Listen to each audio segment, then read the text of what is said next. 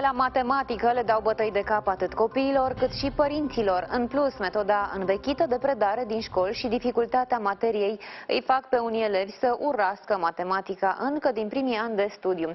De aceea, au fost absolventă de ASE încearcă să le predea celor mici prin exemple desprinse din realitate. Este mai degrabă o combinație de matematică pură, logică și multă distracție. Metoda se numește AHA, iar numele ei exprimă chiar încântarea copiilor care reușesc să deslușească misterele ecuațiilor. De astăzi facem despre fracții. Ne-am împărțit în 4 și a fost mâncată în 3.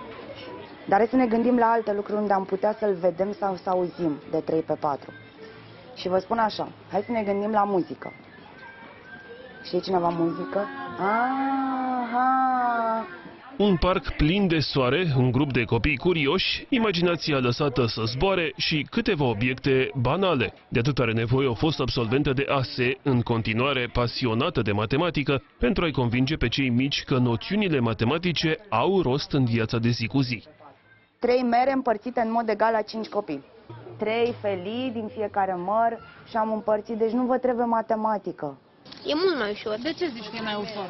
Pentru că nu te vine neapărat să împarți fracțiile. Poți pur și simplu să tai în mări și să vezi, să mănânci atâtea părți și din câte părți ai tăiat să vezi cât ți-a mai rămas. Ai așa un exemplu real, ca un obiect, fără exemplu. E mai greu.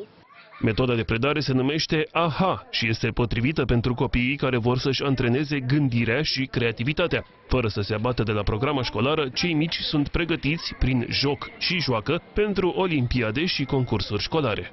Cum e să înveți în bar, e distractiv pentru că este o pauză continuă și nu simți că înveți ceva, înveți așa, fără să-ți dai seama. Matematica nu se exprimă numai prin ecuații.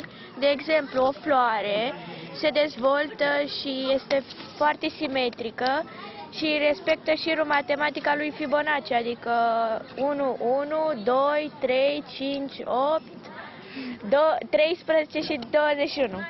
În loc să fie nevoiți să memoreze concepte sau formule, elevii sunt încurajați să învețe prin ascultare, să facă presupuneri și să descopere singuri.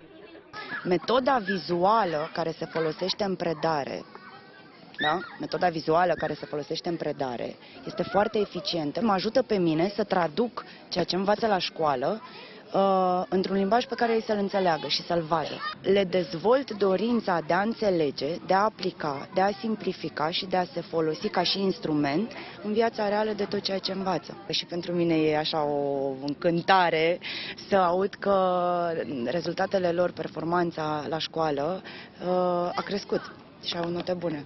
Astfel de ateliere durează o oră și jumătate, iar copiii sunt organizați pe grupe de vârstă.